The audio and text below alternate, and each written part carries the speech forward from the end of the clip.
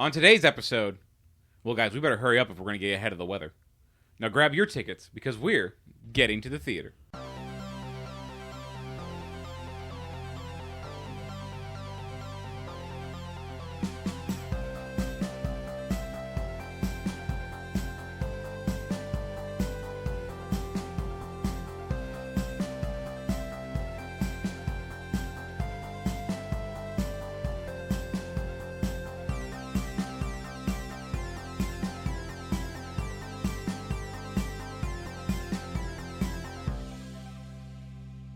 Hi there, everybody. Welcome to Getting to the Theater. I'm Adam. I'm Erica. I'm Etta. I'm Jeremy. Today's episode, we are talking about the 1993 comedy Groundhog Day, starring Bill Murray. Yes. Yeah. I thought this was a Christmas movie, despite the fact it takes place at Groundhog's Day. I don't know why my brain immediately went there, but I was like, oh, this is a Christmas movie. Was it the snow? It might have been. I can't really say much. I always thought this was like a Thanksgiving-ish movie because it's always cold. That's fair. But this movie is February 2nd. This entire movie takes place on February 2nd. A little bit on February 1st. That's true. And a little bit on February 3rd, spoiler. True. This episode actually is coming out about 5 days. 5 days before February 2nd. On Erica Eve. Tomorrow is actually Erica's birthday. Yeah. She's going to be 35. No, I won't. No, I'll be you 34. Please, let's not rush My that. bad. Still can't run for president. 34. Old age is hitting her hard. Yeah. I knew I was 30-something. My God. Yeah. But At least I skewed older instead of younger, which is usually not the case. Oh, gosh. It's not. You were correct. But Jeremy picked this movie for us. All right. Jeremy, what's like the basic story of this movie? Groundhog Day is a romantic comedy about a weatherman who gets stuck in a time loop on Groundhog Day. And it repeats and repeats Mhm. and repeats. And a theory online is he's actually stuck in this loop from 10 to 30 years. Wow. Which explains how he manages to master all those skills he picks up in that time. Mm-hmm. I got... Oh, sorry. No, go ahead. What are you actually going to say? What was I actually going to say? Yeah. Oh, Groundhog Day is a heist movie. It is for one scene. It's a heist film. Nah, I told Etta it's a heist film because There my are man parts where it's heist. he gets stuck in this time loop, and I don't really want to spoil the plot, but he tries to steal something from someone in this movie who's very adamant about not letting him have this. So he just keeps trying to get it over and over and over until he does. It's a little creepy when you think about it. A little? It's a Yeah, lot a creepy. little? A lot creepy when you think about it. He for steals what it the second- eventually. Yeah. That's what dating is in a nutshell. No, it's not. True. At its core. Figuring somebody out, yeah. I mean, if they were just up front, you wouldn't have to figure anything out. And who all is up front when you first meet somebody? Not my fault. You gotta keep things close to your chest. Wow. Unless they turn out to be a serial killer. Like Bill Murray might be. Or Groundhog. That groundhog was a little wild. That groundhog was hilarious. Don't drive angry. Don't drive angry. Fun fact, right after that scene, which is about an hour-ish into the movie, the groundhog bit Bill Murray, and he had to get rabies shots. Nice. Oh, Yikes. Yeah. see, he was a wild child. Yeah. But this movie was directed by the late, great Harold Ramis. Oh, he's dead? Yeah, Harold Ramis has been dead for about 11 years. Oh. I don't know anything about him, if Yeah. we're being honest. His big thing was he is one of the original 4 Ghostbusters. Is he the 3, one with the technically. glasses? Yeah, Egon. Oh. He also wrote Ghostbusters. He wrote this. He wrote Ghostbusters? He wrote Stripes, I meant to say. Yeah, him, Bill Murray, and Dan Aykroyd are the 3 guys that wrote Ghostbusters. Oh, I didn't know they wrote it. Mhm. Did they write Ghostbusters too? But that's the only one I've seen. You haven't seen the yes. original? Well, I saw it. I don't remember it. That counts as seeing it. Not pick that as a Halloween choice. Anyway, moving on. But yeah, so Harold Ramis directed this movie. He actually has a small cameo in it as a doctor. Oh, that was him. Yes. Yes. He aged weird. Okay. Like, I feel like he got shorter. People? Like, he got wider and shorter. That might happen. unfortunately, that might be part of the aging process. Okay. How long after Ghostbusters is this? Oh boy, I want to say Ghostbusters was around 84. Oh, Yeah. so like 10 years? So this was 9 years after Ghostbusters. Okay. And Ghostbusters 2, I want to say, was around 89. But our movie does star Bill Murray as Phil Connors. He is a... Phil Connors. apart from asshole, I'm trying to find out how to describe this character. He's just sarcastic. They just call him Grumpy. He is grumpy. Mm-hmm. He's a jerk to everybody. Yeah. He thinks he's more famous than he is. That too. He talks down to Larry the whole time. He's snarky to Rita when he first meets her. He's just an unhappy person. Very He much is. so. Honestly. I don't know if it was just because of he knew he was gonna have to go do this this new cast this time of year, so it just made him just put him extra in a bad mood. Maybe. I'm sure it's possible he's a little more mild. You would have to hope. He But- is so mad and cranky. But from the way like Larry talks about him, I don't think so. I think he's just a dick the whole He time. might have been just over his job. Yeah. Mm-hmm. You know, He is talking about leaving the news studio life at in some general. point. But we actually meet Phil in the middle of a news report. He's telling about the storm that's coming in, but it's going to blow right past. They're in Pittsburgh or they're in Philly? Pittsburgh, right? Yeah, it's going to blow right past Altoona. Altoona, which is important because that was the hometown of our two characters from Frankie and Johnny. Oh. And when it popped up in there, we had to look it up because that certainly didn't sound like a real place. No, we really, really thought doesn't. it was fake. We were like, oh, this must be a fake location. And then it popped back up here. We are like, oh, Altoona. this must be a real place. Sorry to the folks of Altoona, our listeners down there, or up there, rather. I'm also very bad with geography. Well, Phil's really bad at weather, as we'll learn shortly. Is he bad at weather or he just doesn't care? Yes. Okay. Maybe they just gave him the wrong information. That he was just reading it. Maybe. But it is the day before Groundhog's Day, and Phil is supposed to go up to Punxsutawney. Yeah. Also, fun fact, I do not know how to spell Punxsutawney, and every time I wrote it in my notes, it is spelled differently every single time. Nice. Don't get that one in a spelling bee. Nope. And he hates covering the groundhog. He thinks it's quite boring. I mean, it kind of is, honestly. Yeah. Yeah. Well, this is 93. They didn't have much going on. I really thought Internet this was wasn't that big yet. a Christmas festival. I really... If you want it to be, it I can was be. sitting there thinking, I was like, why is the groundhog at Christmas? Like, the whole time. It's just because it's cold looking, right? Yes. Yeah, I understand. And there's so many decorations, and people are so joyous, and everyone's having all these, like, festivals, and For I'm this like... fucking groundhog. And I'm like, so this is Christmas, right? Like Adam said, there's not a lot going on. Also, at that point in February, you're kind of over winter at that point. Oh, Yes, absolutely. I am deep. Like, by this point, listeners, I have just come out of my first half of seasonal depression because it's my birthday. And then about 4 days later, around February 1st, February 2nd, I hit my second part of seasonal depression where I'm just in it till February 28th. And then spring shows up because it's like 76 degrees outside and we're happy again. We got to unwrap her from her winter cocoon every year. Yeah. We make it a big deal. Thaw it out.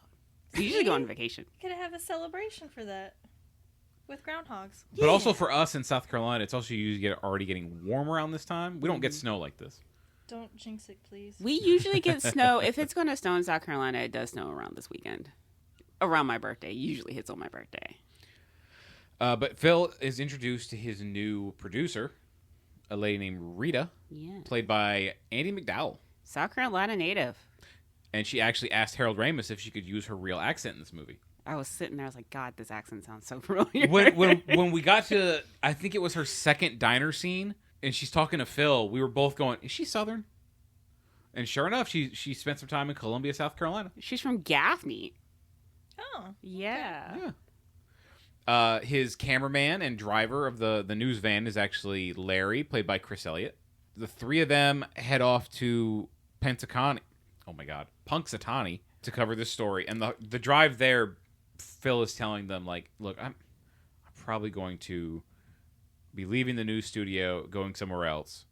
Because he's complaining he's not appreciated enough or something. Something. He's just miserable. Yeah. Miserable guy. He's gonna go somewhere where he's get more, money. more recognition, all that good stuff. Mm-hmm. I mean, to be fair, though, I do know my weatherman. Or I did when I watched the news.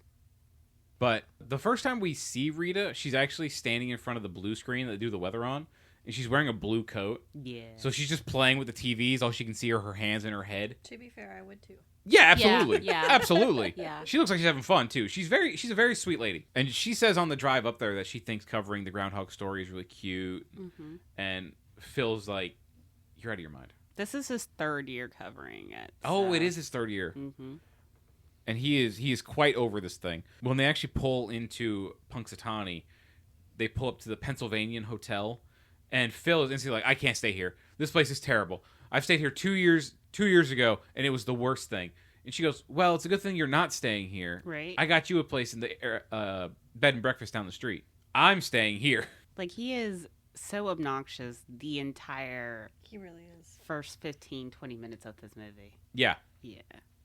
I mean, not to say he's, any better throughout the movie, but... He does improve. He does improve. And there's a point to that where they were filming scenes. Harold Ramis would be trying to explain the scene to Bill Murray, and Bill Murray's clarification would be, "Am I mean Phil or am I nice Phil?" Because Okay. he does get better by the end of this film. He does. Yeah. He does. We cut to the next morning. Phil wakes up to his alarm clock going off at 6 a.m. and we're woken up to the first of many times we hear Sonny and Cher's "I've Got You, Babe." Babe. You gonna keep going? No. Okay. Nope. Give you time. You got more chances. Don't worry. Oh, thank You you. got plenty more chances. Gotcha. And the guys on the radio are talking about, all right, campers, it's gonna be cold today. Grab your boots. Talking about chapped lips. Yeah. Yeah. Mm-hmm. I don't know what that's about. It's cold outside. It's cold. Does that chap your lips? Yeah, cold air chaps your lips. I don't spend a lot of time in cold air, y'all. Okay. You will. Mm. You will. Was that a threat? Yeah. Oh, okay. So we are officially at February 2nd, Groundhog Day. Phil wakes up and he steps out of his room, and there's a guy there whose name I did not look up. I don't even know what the character is called. But, Is that the guy with the glasses? yeah. Yeah. And he's like, "You think it'll be an early spring?" And Phil says something about, "Well, I'm predicting spring to arrive on March 21st." And the guy's like, "Oh, yeah, what? Wait, isn't that the first day of spring?" Yeah. Phil just goes past this guy.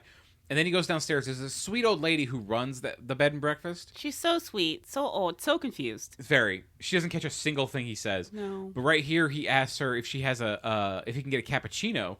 Mm-hmm. And she says, "Oh, I'll have to check." And he turns away and he very quietly says to himself, "How to spell it?" God damn. He is such an He's a asshole. Yes. And then he's real snarky because she asks something about the weather, and he starts doing his fake weather presentation. Yeah, where he's like miming the movements of things. Yeah, the hand motions. He's Yeah. being really condescending about the weather. Well, he practiced that routine a lot, so Mm-hmm. he's getting some use out of it. He is. And then he's like, "I'm sorry, did you want to talk about the weather, or are you just making chit chat?" And it's like, why? He's Just- a weatherman. It's the last thing they want to talk about. Yeah. That's fair. Yeah, because you meet some random How person would and she it's like, know that? I don't know. It just happens. But at the same time, he is just being an asshole. Also, it's a small town. What else are they going to talk about? You either get weather or Groundhog Day. I guess. That's it. Or watch Jeopardy. You know, some people just really hate talking about the weather. And this man Especially made his weathermen. profession. Yeah. That's fair. It's like, I hope it doesn't rain today. If you imagine saying that to some random guy who is a weatherman. Yeah. But they're talking about how they're calling for a blizzard, but he still thinks it's going to miss them. She asks him if he'll be checking out today, and he does another weather-related response. Yeah. That's 100% chance that I'm going to be checking out today. Mm-hmm. He's walking down the street, and he walks past this old homeless man who's asking for money. Yeah. And he starts patting his coat down like he's looking for his wallet, and then walks right past him. He's such an asshole Yeah. to everybody. And then we meet one of my favorite characters in this movie. Really? I do love him. A man who shouts on the street, walking in the middle of the street, Phil Connors, It's Ned Ryerson, played by Stephen Tobolowsky. A very young Stephen Tobolowsky. Yeah, I'm used to seeing him as an old guy. Yeah. But he's so goddamn annoying. I love him though, and he's like trying to get Phil to remember who he is. Apparently, he went to high school with Phil and dated his sister. Mary Pat. And he's like, "Oh yeah, they called me Needlehead Ned." He got shingles and almost this graduation in senior year. And he sells insurance, and he does this really annoying thing where when Phil is like, "Oh, Ned Ryerson," Ned goes, "Bing!" And Phil is trying so hard to get away from this man. And he says, "Look, Ned, as much as I'd love to stand here and talk to you, I'm not going to. Goodbye." And Ned starts following him, and Ned's telling him he's an insurance agent. Mm-hmm. And as Phil is trying his last-ditch effort to escape from Ned, he steps in this giant puddle in the street. And he makes it to, oh, God. I'm trying to remember the name of the hill where the groundhog is. Gallbladder. No. Gobbler's Knob. Oh. How did I forget that one? I thought it was gallbladder. My bad. Oh, my God. Because Gobbler's Knob. I saw it, and I'm just like, this is what they called this. Like. Also, there were so many perversions in this movie. Yes. So oh, many. yeah, that's right. Because you were just like, this is a perverted freaking movie. Was Etta so messaged bad. Etta messaged the group chat before we like, recorded this. She goes, what? "Why is this movie so perverted?" It's so bad. I thought this movie, I said it's a 1980 something Bill Murray. Yeah. It wasn't that bad. It was I was like Gobbler's Knob. You could tell a man wrote it. Nancy, the French maid. That's the bad one.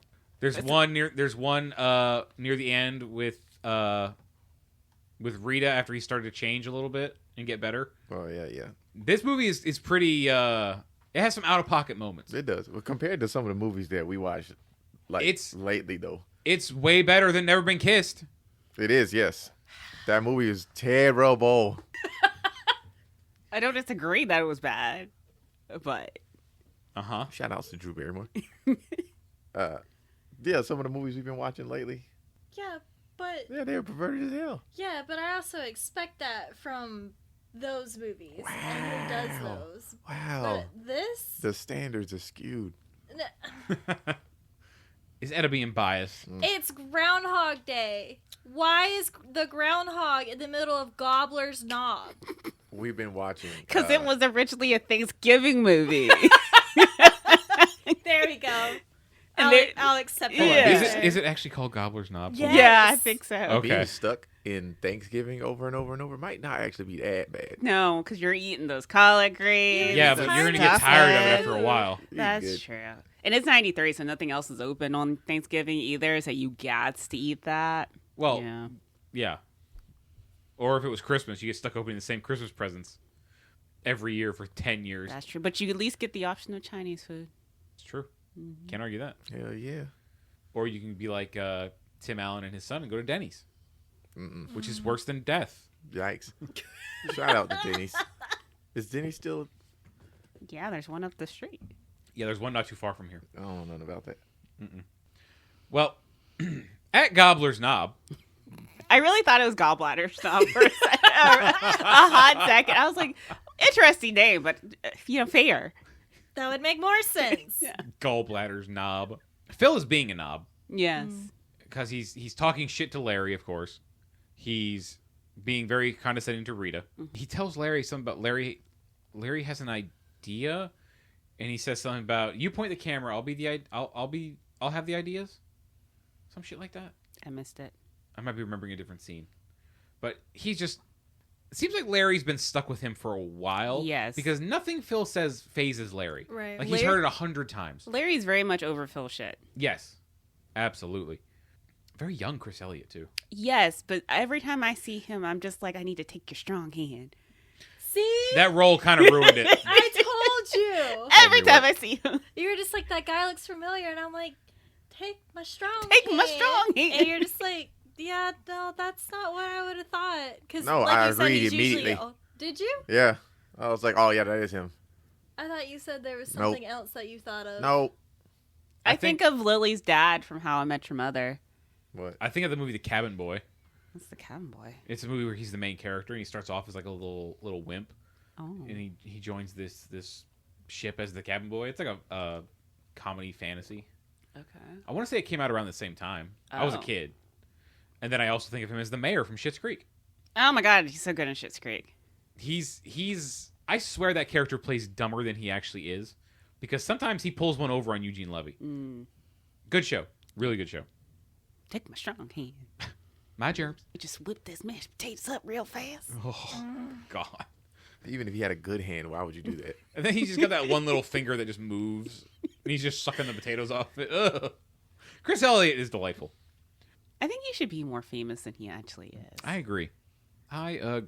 But Phil also says in this moment, he gives his first news broadcast of the very basic details of, we meet once a year here to see an animal, to see its shadow, to determine if we're going to have more winter. He almost seems offended by this. Mm-hmm. Like, people think the Groundhog's a better weatherman than him. Yeah. It is. I think he is. More famous, more cute. I think you're right. Yeah. Celebrated, bites more. Mr. Punxsutawney himself. There's a whole song written about him recently, it's definitely going to be in my top 100 on Spotify. Oh, no. A song about groundhogs or a song specifically about Punxsutawney Phil? Punxsutawney Phil. And his wife, Phyllis. Who we see in this movie.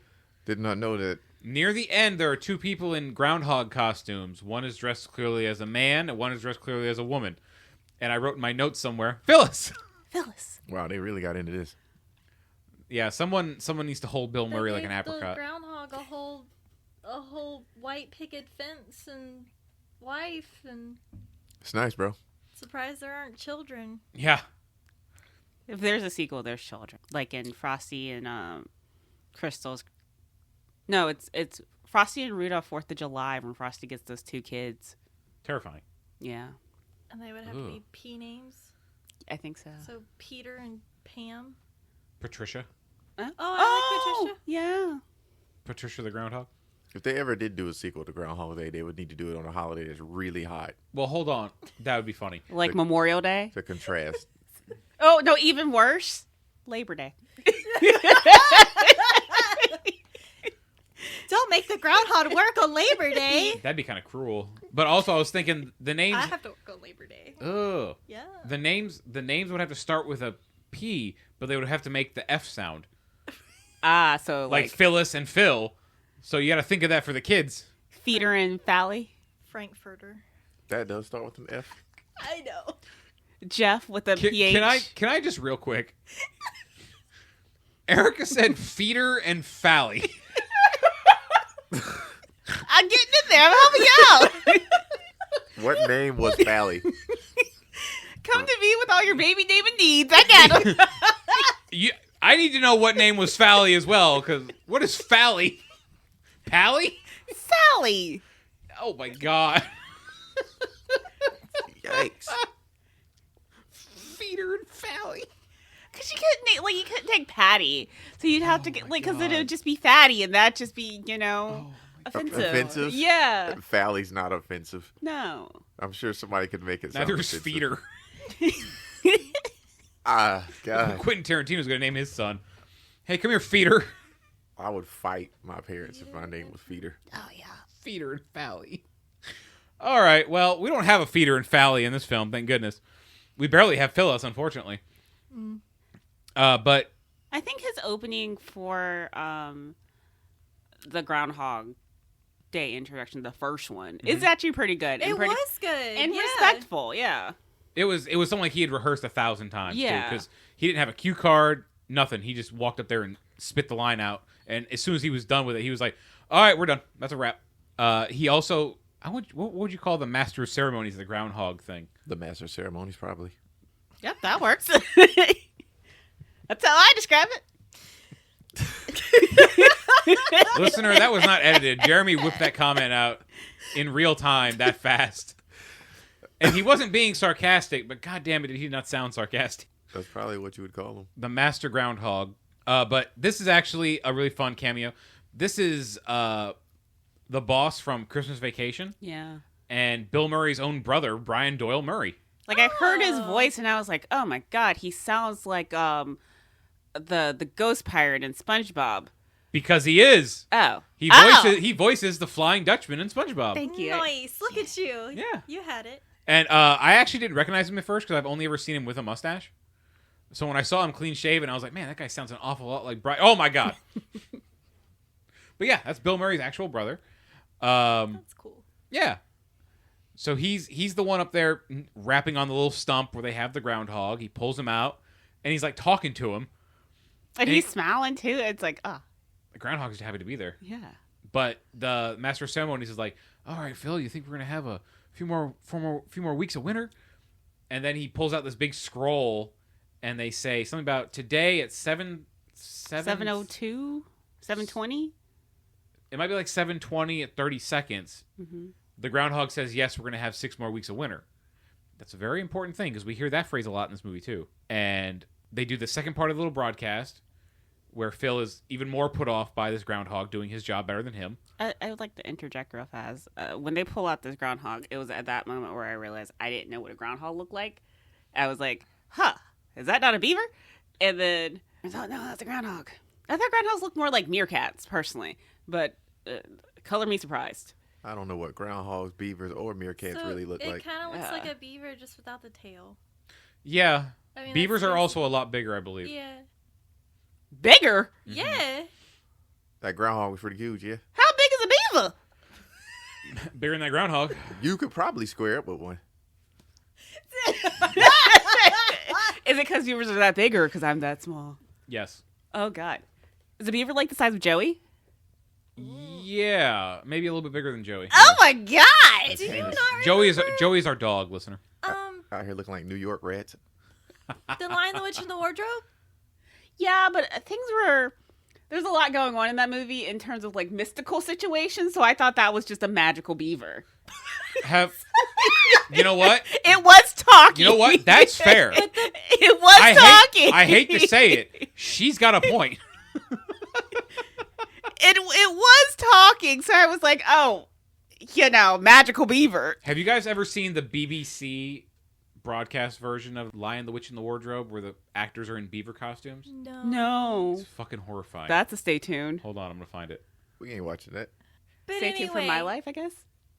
I feel like they were about normal-sized beavers, and they were about half the size of the children. So they're pretty Oh my God. size of, yeah. I feel like if I came across one, I'd have to go. How big are woodchucks? I don't know. They're bigger than beavers. Oh my God. That's why they be chucking wood. And they'll square up with you. How much wood would they chuck, though, if they chucked wood? Are woodchucks like the natural like patronage of like Labor Day? Like there's Groundhog Day, but then Woodchuck Day. It's on a Woodchuck Day? I have some news. Hold on, I just sent the picture of the BBC beavers Oh from no. Lion, the Witch, and the I have some Wardrobe. news. I think woodchucks and groundhogs are the same animal. Really? Yeah. Like the exact. Because I just Googled woodchuck and groundhog came up. Interesting. And then it says God. groundhogs, also known as woodchucks, Oh, wow. are cat-sized rodents. Why are they holding the children like that? That's what your question? Cat-sized? That's my question? That's your concern? Yes. Not the fact they look like demented Ewoks? I They mean- definitely look like demented Ewoks. Why are the beavers so tall? Yeah. Terrifying. Luckily, we don't have to look at that in this movie. Well, because the only woodchuck I've seen, at least I think that was a woodchuck, was in that commercial where it saved that guy from the bridge being washed out. It chopped down that tree. Or was that a beaver? Beavers. I think that was a beaver. Oh. I guess beavers and That car woodchucks. insurance commercial? Yeah. Yeah. And I then don't know. he like Yeah. That's Because the guy swerves to miss the beaver, and then later on in the trailer, the beaver's like gives him a freaking head nod. yeah. I know what you're talking about. Yeah, but can you imagine Bill Murray in Woodchuck's Day? Fun fact. Good God. What did you just look up? The Beaver? Yeah, they're bigger than our dog. Joey? Yeah. 3 to 4 feet. Oh, so they are. See? They're the size of a child. So you could square up with a beaver. I could, and I think that beaver would win. It would. It would hit Erica with one Hadouken from that tail, and she'd be done. Completely done. Oh my God. Oh, we're really sorry to hear about Erica. What exactly happened? She went into the woods. She lost a fight with a beaver. I can see why there was such a big trade for them back in the early days when when Astor made his... Was it Astor who made his fortune off of the beavers? Before... Am I too deep in history? I was like, because that would get a lot of hats. I'm just saying. That'd get a lot of hats. So, Phil's done with this news report. Back to the movie at hand. With the groundhog. With the woodchuck.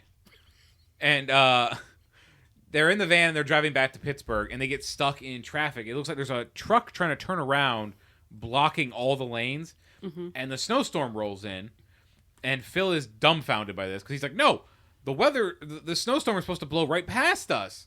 And he gets out and he starts arguing with this cop that he can't go back. Can't act. No, there's too many pauses. And this might be a real statey. Yeah. And he's like, haven't you seen the weather? And Bill Murray goes, I make the weather. Getting pelted with the snow.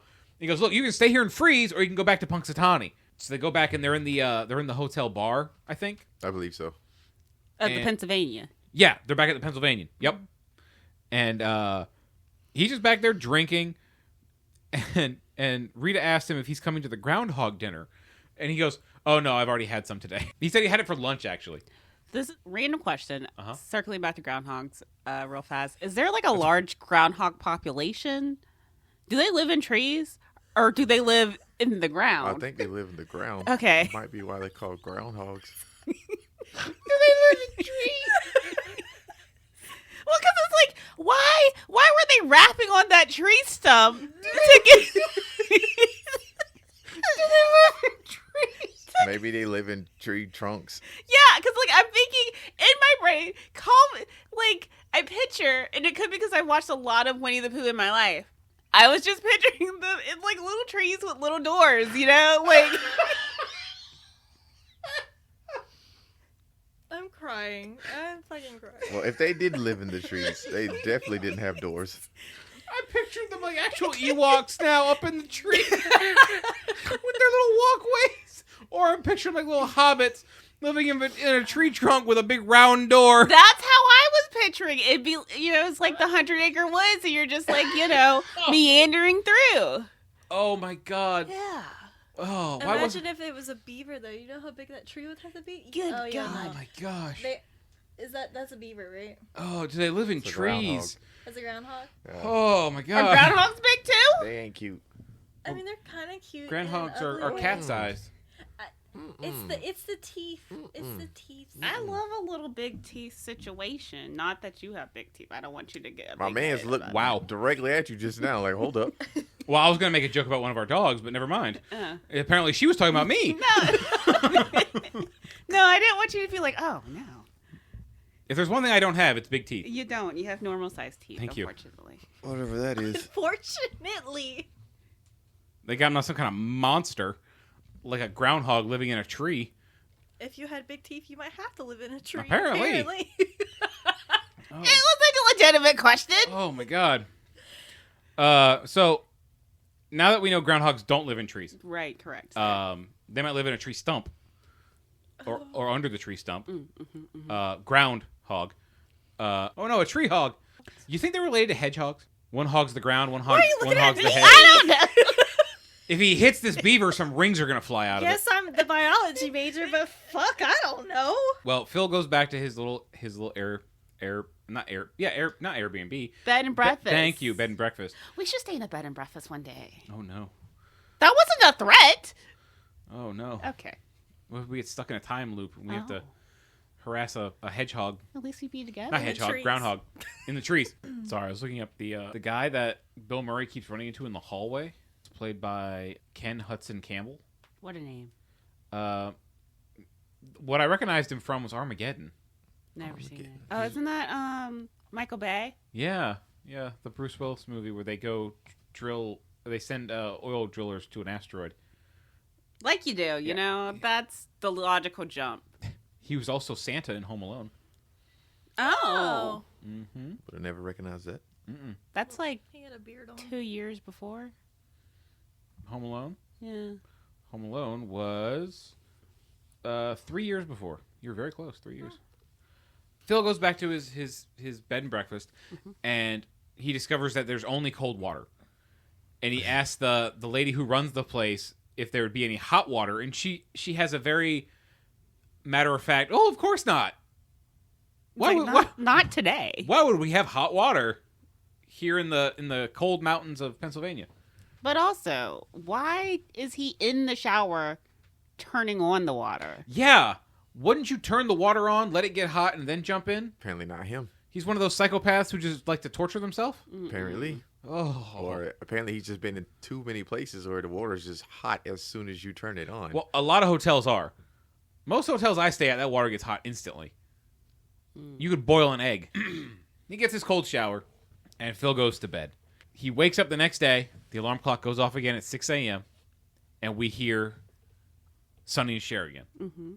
Babe, I got you, babe. There you go. And the guys on the radio start talking about, good morning, campers. It's cold out there. Make sure to grab your boots. And Phil goes, good job, boys. You put yesterday's tape on. And they're saying the exact same stuff again. And he's kind of like, man, they're not catching. This is playing for a while. The same tape. He has a really good memory. He does. Yeah, because I don't know if I would have been like, this is yesterday's tape. I'm like, familiar beat. Don't know if it's yesterday's. Because it's the exact same stuff. He knows what they're going to say at certain points. Yeah. He walks outside, and the guy's standing in the hallway again.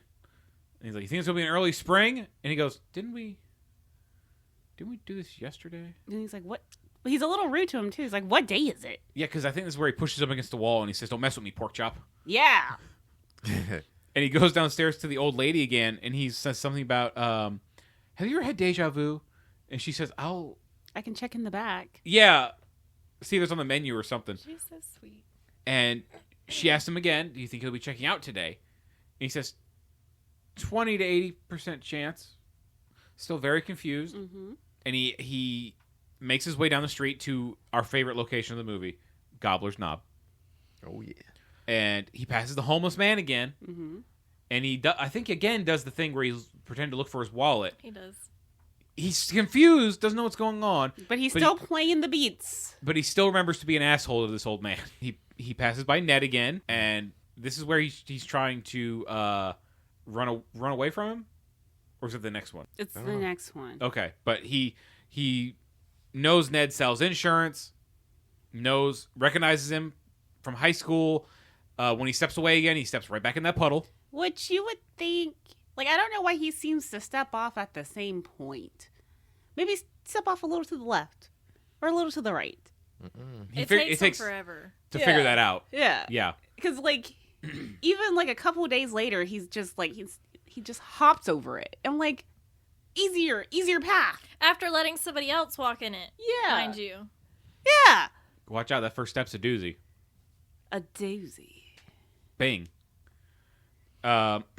He meets Rita and Larry, and he tells them he is not in good shape. And he says he thinks he's asleep, but he needs a hard slap. So Rita just lays one on him. Immediately slaps him. No hesitation. Which I feel like it can't hurt that much, because I feel like her hand is padded. With the glove? Yeah. Could be. I feel like it still hurt. Yeah. I mean, your cold skin, they say it's like 30 degrees. Mm. So like your skin is cold, so if something hits, it's going to hurt way more. It's a high of 30, so it's probably not even 30. That's true. Which sucks for that pant leg. Oh, yeah. That shoe. Because that thing went up way past his ankle. His whole foot has got to be freezing. Mm-hmm. And makes me wonder how much taxes are in, I almost said Altoona, in Punxsutawney, because that hole is deep. That's like a sinkhole deep. Like, what are we doing? It's bad. Someone should really fill that in, otherwise they're going to sue the city. Yeah. Or maybe they're waiting for it to get bigger. They just throw the groundhogs in there. Or maybe it was frozen over so they didn't know, and it's starting to melt now. Could be. It had ice cubes in it. Phil does the second broadcast. Almost the same as the one he did before, but he's just a little bit more confused. He calls it a little hamlet, which I like. Oh, yeah. Yeah. He talks about Punxsutawney as a whole. Mm-hmm. And they do the same thing again with they bring out the groundhog. I almost said beaver. And it's the exact same time again. That 7:20 at 30 seconds, I think. And Phil's like, what the fuck? What? Oh, God. He leaves. He goes, and we cut to the end of that day again. And he's taking that cold shower. And he almost rips the shower curtain down almost every single time he goes in there. Because he doesn't learn. This is the one thing he never learns. He always jumps in that shower and turns it on and freezes himself. And then he's sitting on his bed, and he's like, look, there's got to be some way to get me out of here. And it's like 4 a.m. And he's taking some pills, and he's talking to somebody on the phone. And when he's done talking to the person on the phone, he puts the pencil on the clock, but then he thinks, wait, no. He breaks the pencil, puts one half on the clock, and I think he puts the other half on the drawer. And he falls asleep. I missed this part completely. He just put it down on the table next to the clock. One's on top of the clock. The other half of the pencil? Yeah. And he falls asleep. 6 a.m. rolls around again. Sonny and Cher start blaring. The radio guys start talking about happy campers in their boots. And he looks over, he opens the drawer, and the pencil is back in the drawer in one piece. Some freaky shit. Yep. He runs out of the hotel. He runs right past the guy on the stairs, past the old lady. Ned tries to talk to him on the street again, but this time he punches. No, he punches him later. This time I think he just shoves him. He's just trying to blow right past him. But the punch happens. The punch happens later. He goes to Gobbler's Knob and he tells Rita, like, "Hey, I'm not doing the broadcast. You do it. When you're done, meet me at the diner." He's like, "I don't feel well." Yes, and he's starting to not look great. A lot of the days he starts off looking kind of gray. Rita comes over and they're sitting at the table at the diner, and if you notice in the background, all the clocks have stopped to match Bill Murray's character being stuck in this time loop. I did not notice that. Yeah. No. There's someone in the diner, drops a tray, and you hear this guy saying, "Good job." Which, when we actually see that guy drop that tray, I'm like, you shouldn't have been holding that tray to begin with. Because what was that? How'd that happen? Because it's like he half sits it and then just lets it fall. And it's like, were you even trying, sir? It's like one of those really bad infomercials. Like, have you ever had this happen to you? Yeah. Yes. Oh, no, I dropped my popcorn. I hate those Maybe things. he was having a day. He was having a day. And Same day. He kept having that day. Yeah. Well, he tells Rita that, look, this is the third day I've experienced this day. There is no tomorrow. Yesterday was 3 days ago. He's like, I am stuck in this. And she doesn't believe him, of course. Mm-hmm. And she tells him that he probably needs to get his head examined. Mm-hmm. He goes to the doctor, and it's where we get our Harold Ramis cameo. Mm-hmm. And he goes, look, you got nothing going on. There's no lesions. There's no bleeding. There's no... tumors, no aneurysms. Thank you. And he's like, well, I think you might need to go to a therapist. Mm-hmm. And Phil's at a therapist's office, and this therapist is like so shaken by what Phil has been telling him. He's also a little bit excited. He's like, I just got an alcoholic. Yeah, because he's like, I deal with mostly family stuff. And Phil is like laying there on the couch with his pillow. And the guy's like, well, I think this is good, but let's meet again tomorrow. And Phil just starts punching the pillow against his face. And he's like, you did go to get a college degree, not in veterinary psychology, correct? I just love how whatever he said to him before we got into this scene, he's shaken. Yeah. I feel bad for this little therapist. He's like some young dude. Oh, yeah. Larry also had that first time at the diner the line of, we better hurry up if we want to stay ahead of the weather. I think we cut to that night. Phil is drinking coffee at the bowling alley. Mm-hmm. And we meet, Ralph and Gus, who are the two guys from the diner. Gus is the guy that kept shouting every time the tray gets dropped. And Gus is actually the main character's dad from Scary Movie. Cindy's dad? Cindy's dad. Lots of Scary Movie references. Not references, but actors in this movie. Yeah, his name is Rick Mm-hmm. Yep. Ducommun? Ducommun, thank you. Oh, he's dead. Oh, he is dead. He died 10 years ago. Oh! Wow. Tragic. But the guys are drinking. Phil helps them outside of their car, and the one guy Gus is Ralph, and he goes, look, friends don't let other friends drive when they're drunk. All right? Now, you can't drive. Say it. I can't drive. He goes, right. I'm driving. And he seems like he's the more drunk of the two. Oh, yeah. But Phil is helping Ralph stay up, Mm-hmm. and Ralph steps back, and he goes, all right, you want to throw up here or you want to throw up in the car? And he's like, I think I want to do both. Yeah. And he's holding Ralph up, and they step out in the street, and Gus puts the car in reverse. Like, they go to get in the car. Oh, yeah, they go to get in the car. And he pulls back forward in front of them and goes, I don't think I can drive either. Phil's like, yeah, I don't think you should be driving. He gets in the car with him, and they have this conversation of, if there was no tomorrow, what would you do? You know, well, it's kind of like you got no consequences there, Phil. He's like, yeah, no hangover. You can drink as much as you want. Do whatever you like. Mm-hmm. And Phil has a realization. An epiphany, if you will. Mm-hmm. No consequences. So he just starts driving this car on sidewalks, smashing mailboxes. And the guys were also talking about how they wanted some flapjacks. Yeah. And the police notice immediately. Like, look, Phil, just because there's no consequences, we didn't mean to start hitting mailboxes.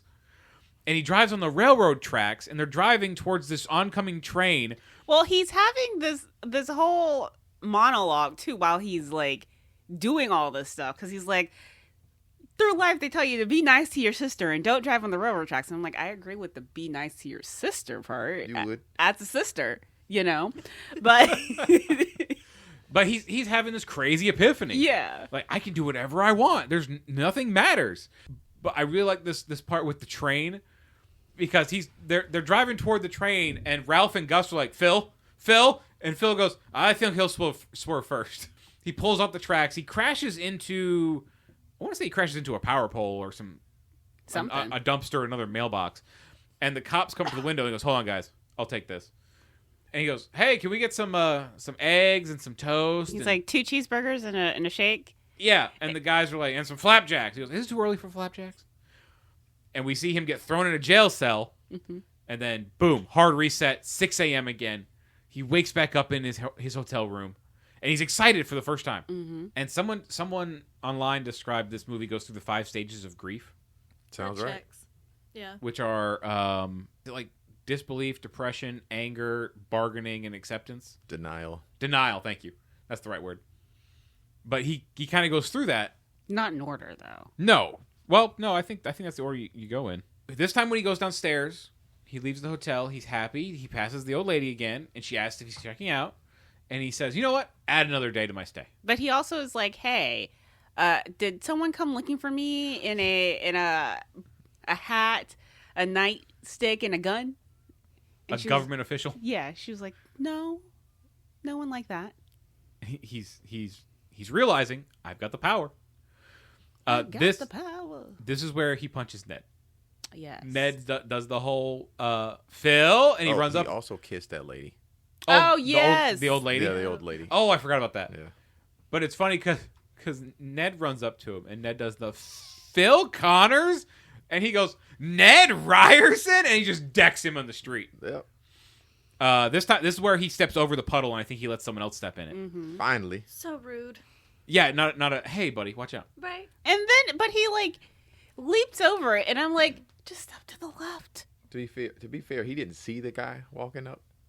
Because he does come out of watched him nowhere. Step in it. No, he didn't. I'm looking at it. How you telling me? Can I tell you something? The other day, I was texting my brother-in-law about this, how we're going to be doing this for the show. And I said, our next episode we're recording is Groundhog Day.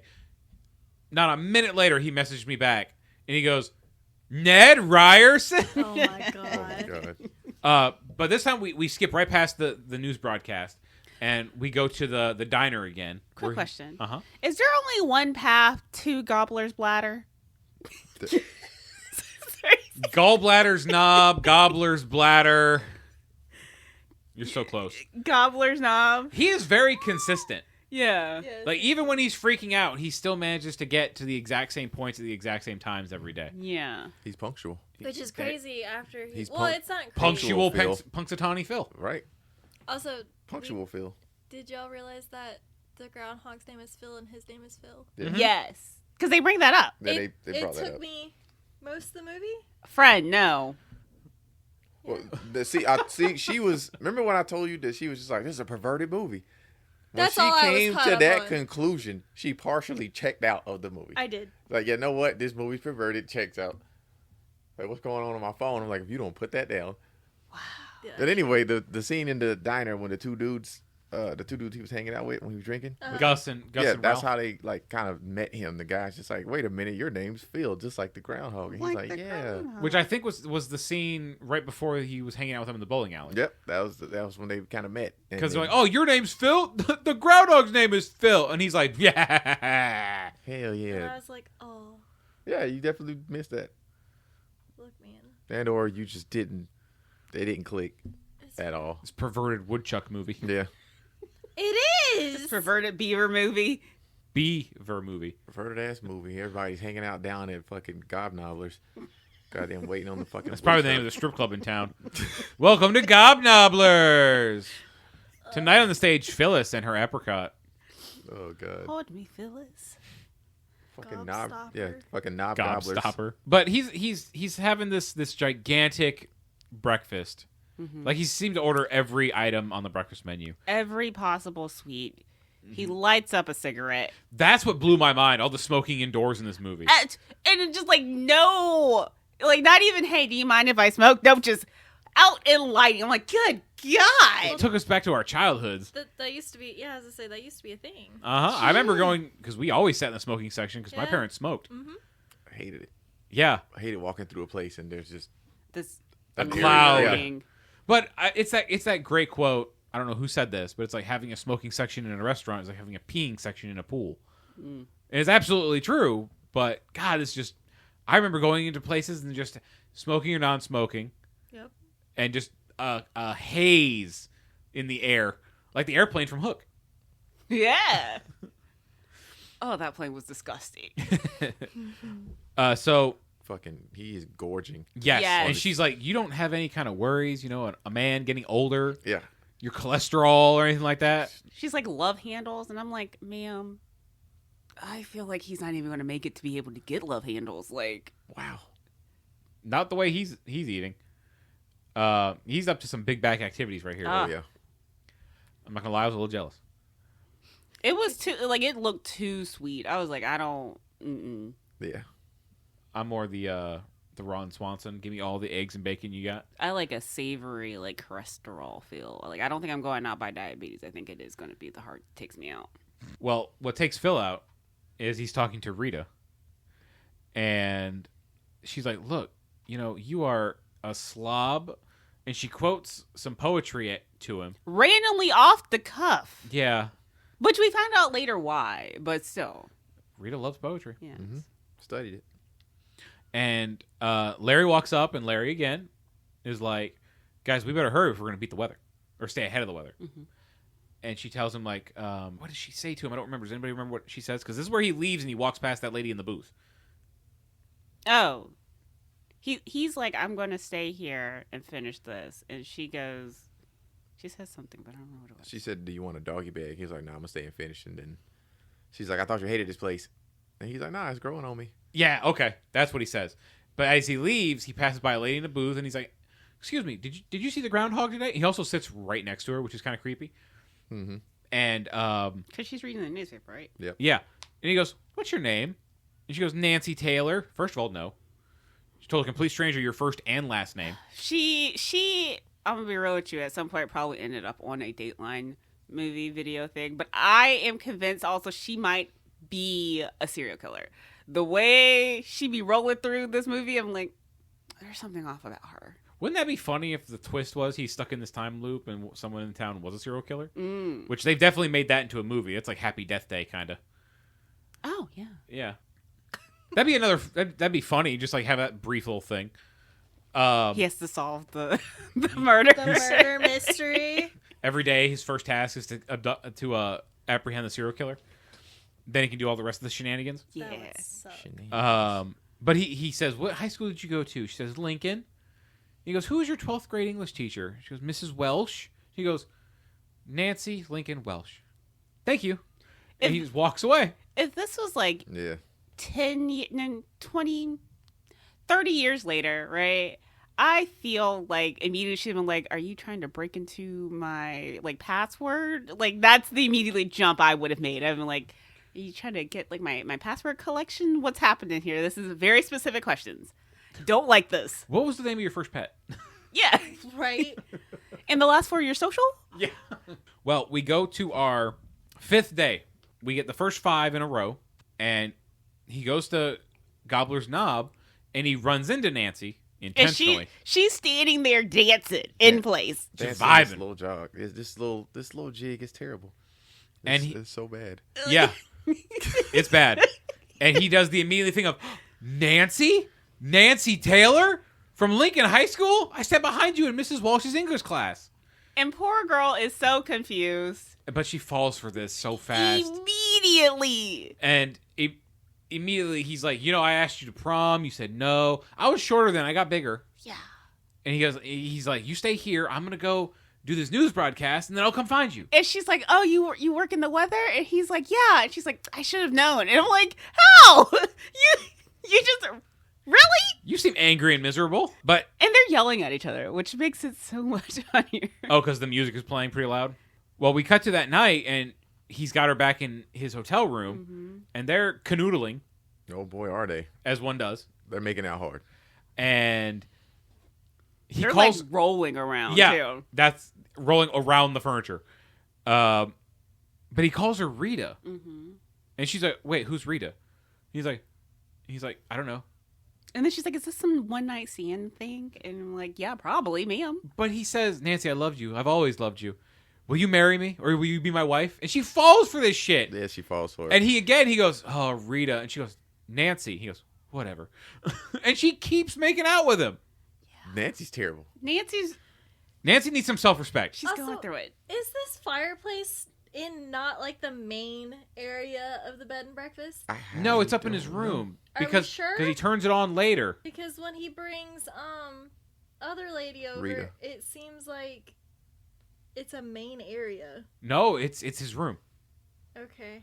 This I didn't think his room was that big. His room is really big. Okay. It's like the size of an attic. So not this way, just long ways. Yeah, it's got Okay. like a whole like little living room area. I gotcha. Okay. Because I think he also says it's a fake fireplace with Rita later. Oh. So we have now lost track of days because now we see Phil. He's like sitting on a curb, and he's watching this armored truck, and he's sitting there. He goes, gust of wind blows. Dog barks. Armored truck pulls up. He knows the name of the 2 guys who were driving it. The lady from the diner walks up. Is like, hey, can I get some quarters? And blah blah blah. And the other guy comes out with the money bags. And Phil starts walking toward the truck, and he's like, 9, 8. He pauses, and a car goes by. He goes, car, 6, 5, 4. They drop the quarters. They bend down to pick them up. He just reaches into the back of the truck and grabs one of the money bags and walks away. Mm-hmm. And the guy is like, Felix, did I walk out here with 1 bag or 2? The guy's like, I don't know. Terrible. Yeah. Yes, but this is the part that really was off-putting for me with him being a pervert. Yeah, when they go to the movies. Yeah, they roll up in this really expensive car, and he's dressed like Clint Eastwood for some reason. Mm-hmm. And he's doing a Clint Eastwood voice, and he's with a lady who's dressed like a sexy French maid. No idea who she is. That's Nancy. No, it's not. Are Because you Nancy sure? walks right by them. Oh. And Oh, he goes, you're right. He's like, oh. He's doing a Clint Eastwood voice. He goes, hi, Nancy. He does it better than that. But he goes, oh, my own fiance doesn't recognize me. Call me Bronco. And they go to the window to get the ticket, and he goes, 1 adult and the lady says 2 adults. He goes, yeah, two adults, I guess.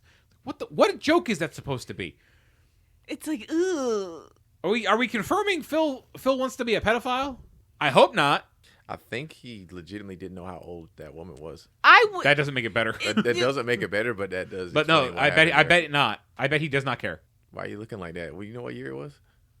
Still. Actually, yeah, still. They still. This do is the most. I think for me, this is the most out of pocket part of the movie. Everything else is like, yeah, he's an asshole. This just makes him seem creepy by today's standards. It's like, why would you automatically, the assumption should always be that the person you're with is another adult, as an adult. Yeah, Phil. And especially in this situation. Yeah. But his sense of morality and everything is probably gone by this point. Yep. Well, after he has his little inappropriate movie date, we cut to another day, and he's loading up the van with Rita, and he asks her, You know, if you had one day to live, what would you do? Wait, can we circle back real fast all the way to when he's in the bowling alley with those two guys? That's a hell of a circle. Yes. Because he brings up a really interesting point of he was like he says I was in the Virgin Island once. I met a girl. We ate lobster. That was a pretty good day. Why can't I get trapped in that one? Because he also talks about how they had sex. Yes. Yep. And I was like, good point, fair point. So like, why this day? It's where he was his most assholish, I guess. It was the blizzard. That magic blizzard rolled in. The magic blizzard. Or I like to think, I'll bring it up at the end. Never mind. Okay. But he's trying to figure out, like, hey, what would you do if you had one day left?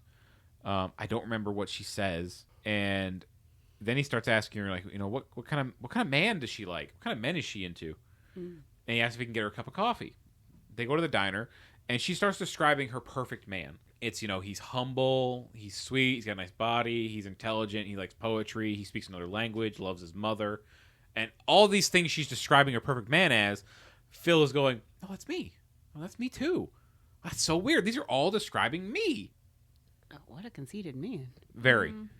But it cuts to Phil ripping something out of the van. So they are stuck there for the rest of the day instead of trying to make the drive back. And he runs into Rita at the bar and he asks what she's drinking.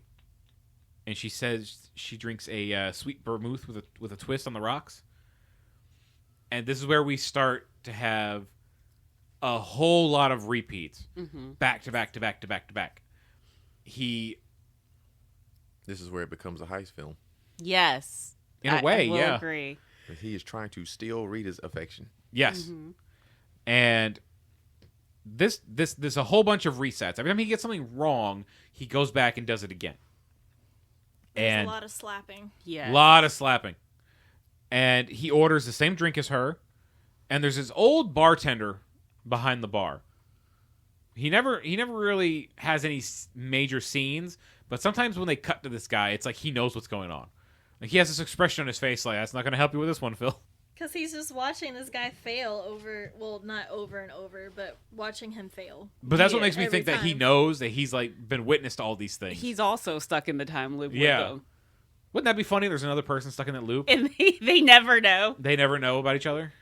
That would be kind of funny. It's the bartender. But the things come about when you drink to world peace. She doesn't like white chocolate. She loves French poetry. They build a snowman. They have a snowball fight, and they almost kiss. And this is after about 5 or 6 resets. Because when she first says something about she studied French poetry, he laughs at her. And he realizes he fucked up, so the next time that rolls around, he is speaking French.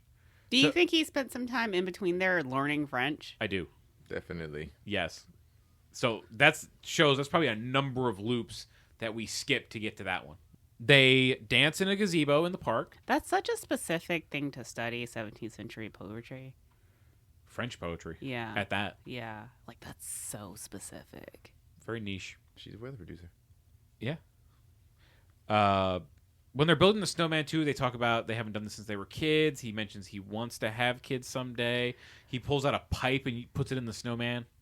That's also insane that she's like, because with that southern accent, where the hell are you building that snowman that big, ma'am? Like, In South Carolina? in South Carolina for your one day of snow? We've done it when we were kids. We built a snowman in the yard before. We had enough snow. I've never had like super big snowmans, like maybe waist high. Oh, baby's first snowman. Yeah. Yeah, we definitely were able to build.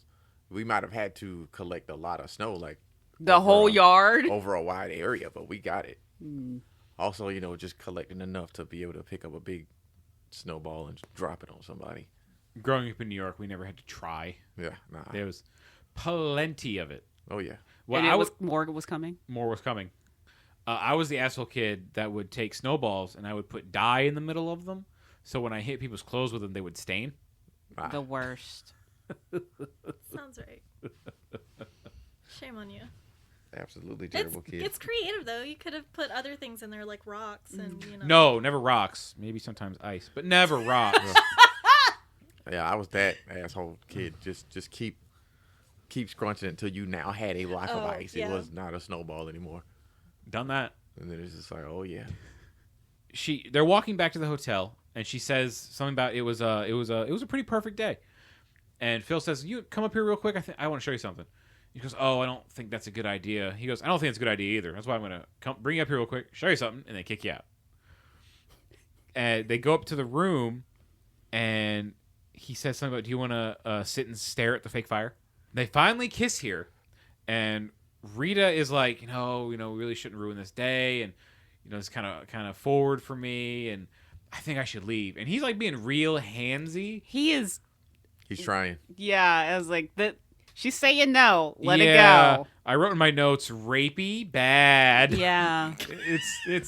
It's given real creepy vibes for this. Because he kept going in. She keeps saying, no, I should go. And he's still getting real handsy and kissing on her. And he goes, I got some ice cream. You want some ice cream? And then he goes to the window. Yeah, it's just sitting outside on the windowsill. And it's her favorite, which I think is Rocky Road. Rocky Road. And she's still like, oh, I love Rocky Road, but I really think I should go. And he goes, oh, why? I love you. And she goes, you love me? You don't even know me. Correct response. Because to her, this is still the first day they've met. Right. Mm-hmm. Well, not met, but... The first day that they've kind of got into it like this. Yeah. But no, they just met. It's Rita. At the news studio. Yeah. Yeah. Oh, so they met the day before. Well, I think they've known each other a couple days. Like, it's not her first day on the job. It's her first day working as his producer, though. Yeah. So he just met. Okay. I want to say he met her before then. I also got that vibe. Yeah. But it's like their first time they're like working, like, because you know how like it hasn't been long though. She's it's definitely only been a couple of days. Yeah. See, I thought they just met when she got assigned to be his producer. It doesn't matter. They don't know each other well. At all. Yeah. They don't. Yeah. They're practically strangers. But yeah, she hits him with the I cannot believe I fell for this. Yep. She thought he was playing the long game. Mm-hmm. Yep. Pulled a ruse over her eyes. Whole day's been one long setup. But even then, honestly, she probably shouldn't have been like going in for it anyway. Like, as the producer, you should not be dating your talent. Yeah. Yeah. But he Well, also Yeah. she does the thing of I ate fudge today. I hate fudge. He goes, no white chocolate, no fudge. And she goes, why are you doing that? Are you making a list of things I like? And this is where her southern accent comes out real hard here. But she goes, did you call my friends? And find out what I like and I don't like? And he goes, no, nothing like that. And she slaps the shit out of him. And she leaves. And I think this is where we get the... Montage of Yeah, slaps. that's where the slap montage actually starts, I believe. No, because the slap montage, I think we jump to the next attempt at this, and this is where he's slowly going insane. Because we go to the snowball fight, and it's the same thing with the kids throwing the snowballs, except for this time he's a lot more crazy and a lot less charming. Because he's like realized by this point I feel like he's been stuck here for like a year or two, so he's like realizing I am never gonna have kids because he goes on a whole spiel about how it's like I want to adopt kids, I want to like have kids, I want to foster kids. Because that was in the previous time. Yeah. They were talking about wanting kids, but now he's saying everything, but now it's not in an organic, natural way. Yeah. He's just trying to say the right things, but he sounds insane. Yes. Because he's like, are some of you kids up for adoption? Yeah, he was losing it. Yeah. Yep. And she's slowly starting to realize, like, in this loop, like, oh, this guy's not Insane. nearly as charming as I thought earlier today. And then do we cut to him watching Jeopardy with the old people? No. That's coming up, but this is where we get the slap montage. Yeah. After this attempt, she slaps him, and then we just get a bunch of random montages, but they're all in different spots. Some are here at the park, some are in front of her hotel, some are in his room, some are in front of his hotel. Looks like 9 slaps. Yeah, he makes it to about the same point every time. He just can't stick that landing, which good for Rita. He walks up to her, he walks past a bunch of ice sculptures after all the slaps are finished, and it cuts to I think the next day where he walks up to Rita at Gobbler's Knob, and he's looking gray. He looks pale, and she goes, "Oh, Phil, you okay? Rough night?" And he just kind of has a, Yeah. and then it cuts to the 6 a.m. again with the alarm going off, and he's watching. This is where he's watching Jeopardy with all the old people at the bed and breakfast, and he knows every answer. Yes. And And it's they're like, What? The best part is all the old people are impressed, but the lady who runs the bed and breakfast looks disgusted. Because at one point, the TV is asking the question, and Phil is saying the answers before any of the contestants. And he notices the old lady's kind of being like, how does he do that? And I think the last one, before the question is done being asked, he turns his head and looks her dead in the eye and says the answer. And she's like, holy fucking shit. Has this poor woman thinking he's a witch? Yeah. And then he's drinking like a bottle of Jack Daniels straight from the bottle. Yeah. Then we get like a montage of 6 a.m.s. We get one where he throws the clock. We get one where he smashes the clock with his hand. We get one where I think he just lays there going along with the news report, the two guys. Mm-hmm. And then he goes to Gobbler's Knob to do a report, and he's talking about the groundhog specifically. He says something about, as long as he keeps seeing his shadow, it's going to keep happening. The groundhog has to be stopped. And I'm the only one that can do it. and he walks back to the van with Rita and Larry. And Rita and Larry are like, man, I'm kind of worried about Phil. And he walks up to Rita and he goes, Rita, you're not going to believe this, but you and I had a beautiful day together once. And he kisses her on the cheek and he walks toward the truck where the two guys are loading up Punxsutawney Phil. This might be my favorite scene of the movie. This whole sequence. Yeah. And he walks right up to the guy by the truck, and the guy's like, oh, hey, mister, how can I help you? And without saying a word, he just jumps in the truck and drives away, and he abducts this groundhog. Brian Doyle-Murray, I think his character's name is Buster, actually. Larry and Rita in the news van, and the cops are chasing after Phil in this red pickup truck. And it cuts to inside the pickup truck, and he's got the groundhog on his lap in front of the steering wheel. And this is where he's telling him, don't drive angry. Yeah, because like the groundhog has his hands on the steering wheel, seemingly driving this truck, and Phil is like doing the gas pedals, and it's just like, oh my god, this groundhog is driving, taking these turns. It's absolutely ridiculous. But what's insane is like, I don't know why the mayor and this random kid is driving behind the truck like they're going to ram it, because they're like right up on the truck, and I'm just like, what are you going to do? You're not a cop. Use a pit maneuver to get that groundhog back? Yeah. It's like, you are not Georgia State Police. You cannot do this. I did not kill that groundhog. I don't care. Is that your South Carolina accent? No, it's from The Fugitive. Okay. Harrison Ford says it to Tommy Lee Jones. He says, I didn't kill my wife. And Tommy Lee Jones is just like, at gunpoint, he just goes, I don't care. That's not my job. It's my job to bring you in. But Phil drives into this quarry. They corner him. They're like, look, this is the only way out of this quarry. He can't go anywhere. And he lines up the truck, and he drives right past all of them off of a cliff. Truck crashes. Larry and Rita walk over and like, well, maybe he's okay. And the truck explodes. The best part about this is you can tell Larry does not give a fuck about Phil, because he's like sitting there like, oh damn, and he's like has a smile on his face, and you're just like, wow, he really does not care about Phil. He also has his camera. Right? He's ready. He's ready to catch any kind of footage. He was filming the whole thing. Maybe he's okay. And he's like, well, not now. No. And then we have our... Wait, before we jump there. Oh, no. I was kind of hoping that the loop ended here and we would have gotten like a montage of them having to explain the loss of the groundhog. The news station's going to buy them a new groundhog. To the townspeople. That would have been so funny. Oh, gosh. Ladies and gentlemen of Punxsutawney. It's with our deepest regrets that we have to say. Punxsutawney Phil has been assassinated. Yes. By a crazed weatherman. Well, kidnapped and murdered. For real. That's not funny. It's a little funny. There's someone out here murking groundhogs. That's why it's called Groundhog Day. Mm. Well, now we're jumping into the darkest part of the movie. Mm-hmm. We get our suicide montage. Yes. Phil wakes back up in his room, realizes he's bored with this, goes right downstairs to the lobby in his pajamas, grabs the toaster, goes back upstairs. With the toast still in the toaster.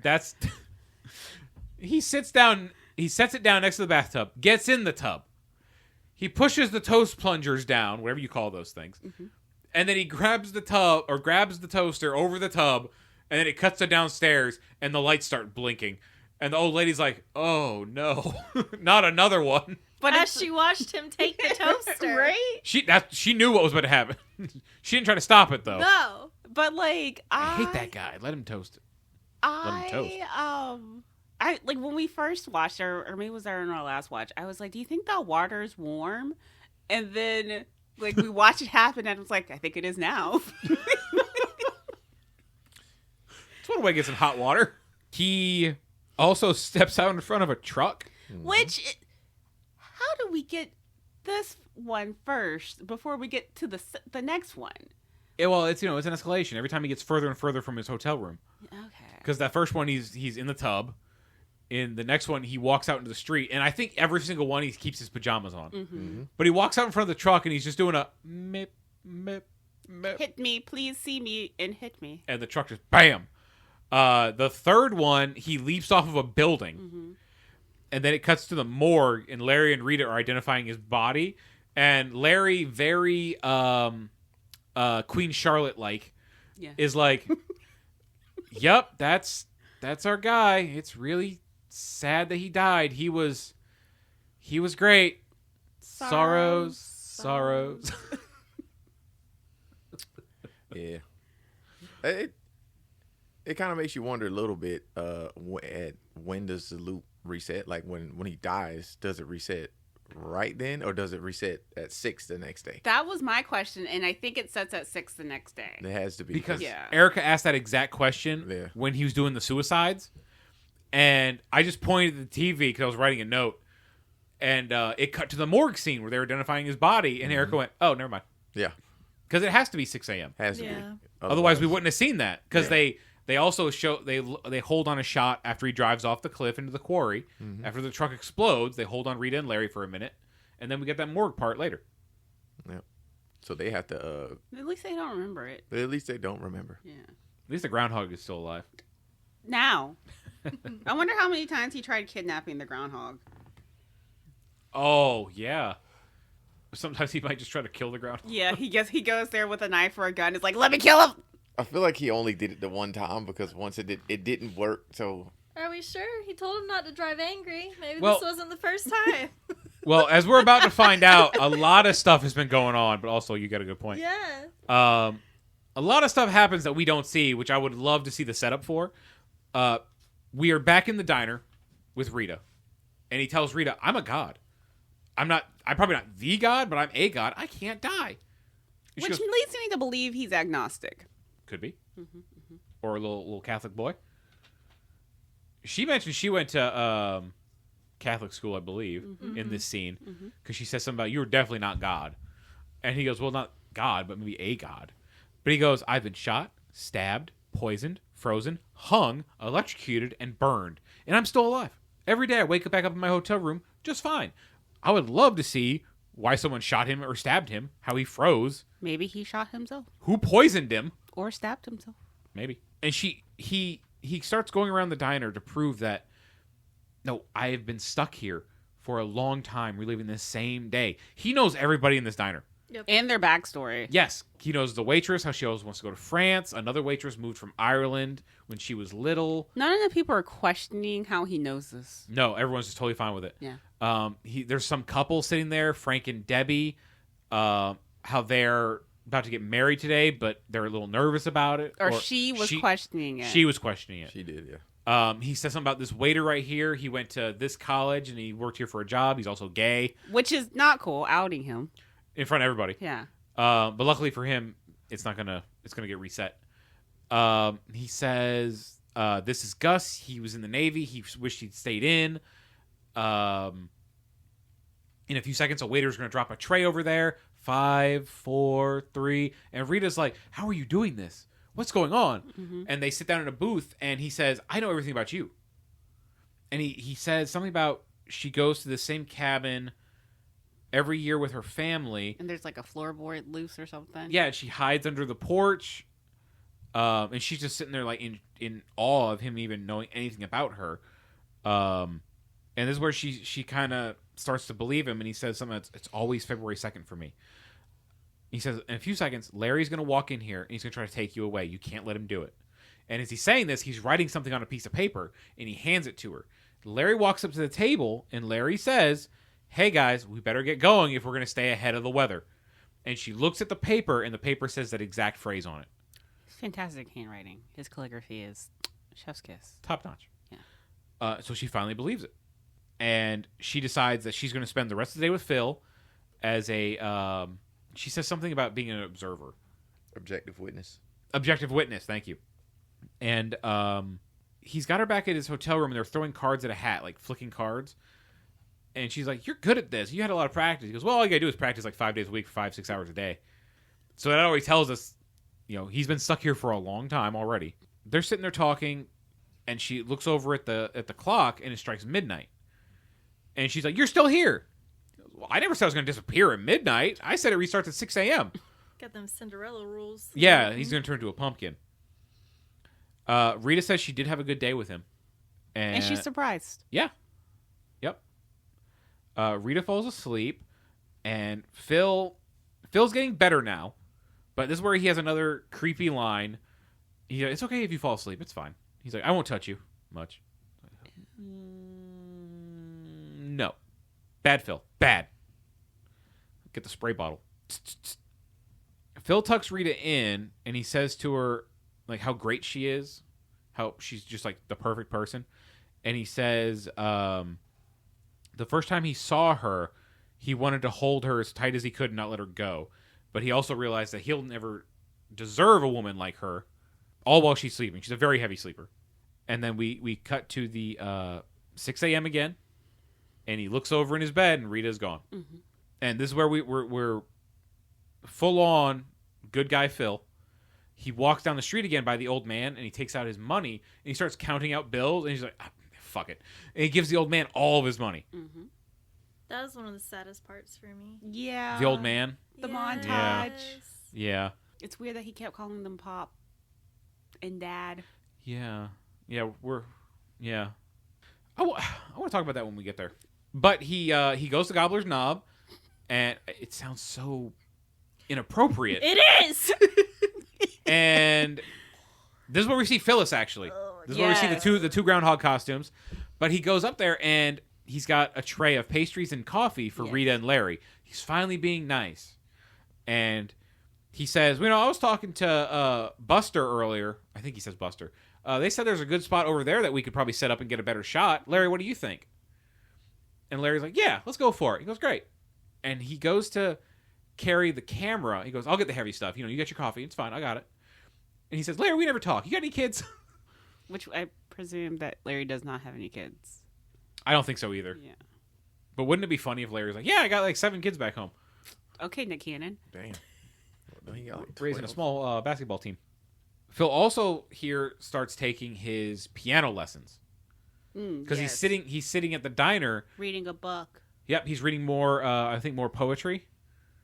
And he hears piano playing, and I think Rita mentioned earlier that she loves the piano. Mm-hmm.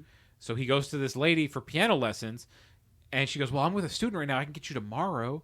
He goes, I'll give you $1,000 right now. That poor kid got kicked. This kid gets kicked to the curb so fucking fast. And she is flabbergasted. The kid's on the porch like, what the fuck was that? She literally shoved her out the door. Yes. He walks past the fat guy in the hallway again, and this time he speaks Italian to him. So he's learned French and Italian.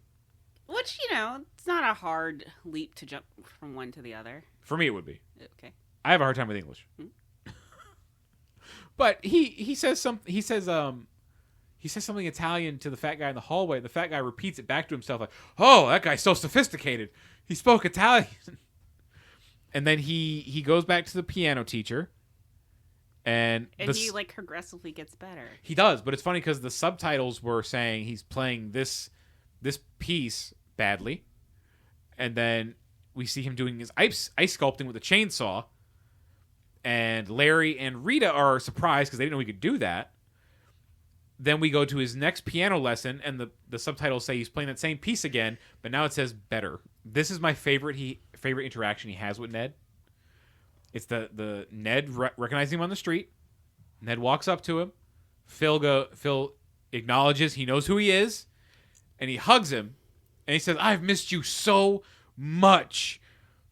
And what he says is, he says this very softly. He goes, while holding him, "I don't know where you're going, but could you call in sick?" And this was improvised. Oh. He told Tobolowsky he was just going to try something, and Tobo's reaction was just in the moment. And he just like, "I got to go," and he runs away. Yeah, he was hugging him tight. Like, their faces were touching. Yeah. And he goes, "Could you call in sick?" That ain't how you hug people. And he just like smiles to himself, Phil, and then he just walks away. We have him taking the old man to the hospital because he runs into him on the street, and the old man's like freezing to death. Nurse walks up to him. He says, "How's he doing?" He died. This nurse also has a random Southern accent as well, and it's like, are there a lot of Southern people in Philadelphia? I didn't even notice that. Oh. But he asks to see the old man's chart. And she says, "Sir, you can't do that. You can't come back here. It's a restricted area." And he's just walking. This whole situation is a HIPAA violation. Yeah, but she tells him, like, "Look, sometimes people just die." And Phil goes, "Not today, they don't." It's okay. Nobody knows who that old man is. That's true. They probably don't. But he finds the old man again the next day, early. And he takes him to go get some hot food. And then it cuts to the old man dying in an alley. In the streets. Yeah. And it's like he went out on the best day of his life, probably. Yeah. But also, he said, "Come on, Dad. Come on, Pop." That's the thing I was about to say. Yeah.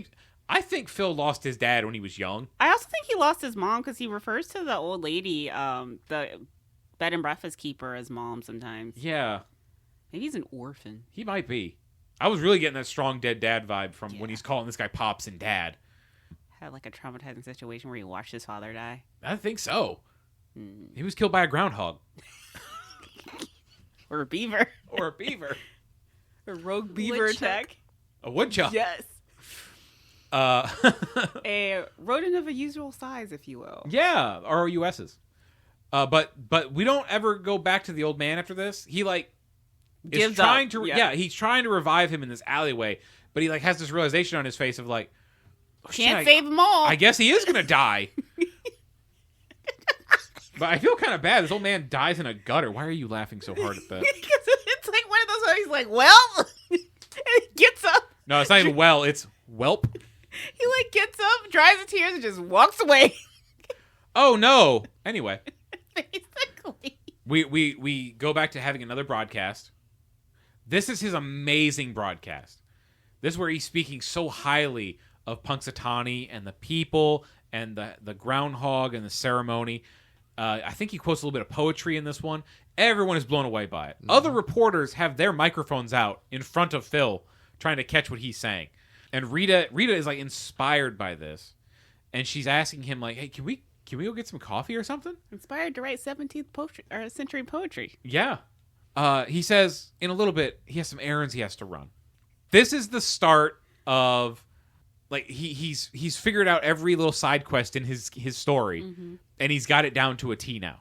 He saves a little boy from falling out of a tree. My favorite is he, on his way to do it, he starts to realize he's running a little bit late. Yeah, so he picks it up, and the kid drops. He starts yelling at the kid like, "What do you say, kid? What do you say? You never thank me, not once.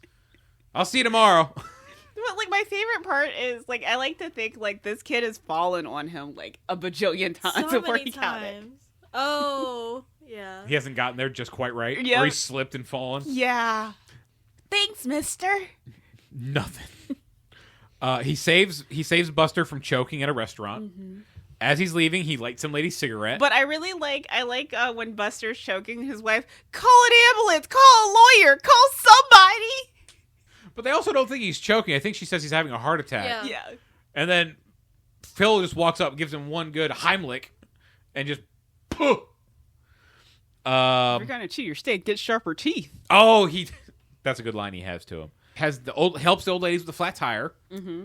They're just sitting in there, and they're like, "It's an earthquake." And he has the world's giantest jack.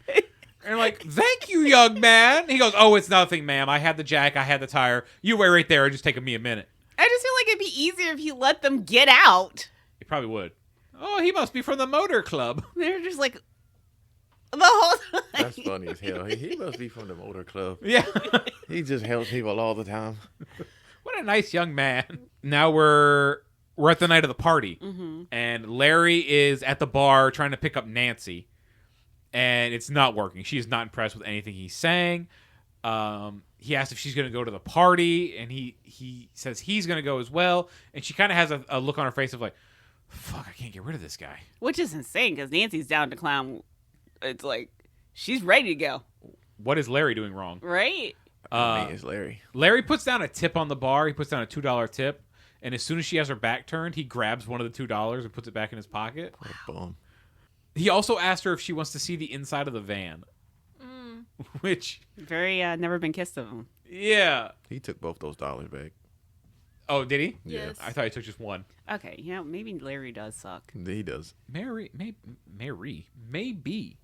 They go to the party. They run into Rita, and she asks if they should get Phil. And Nancy says, Phil Connors? I think he's already in there. Not Phil Connors. Phil Connors. Phil is at the party. He is the life of the party. He's up on stage playing the piano.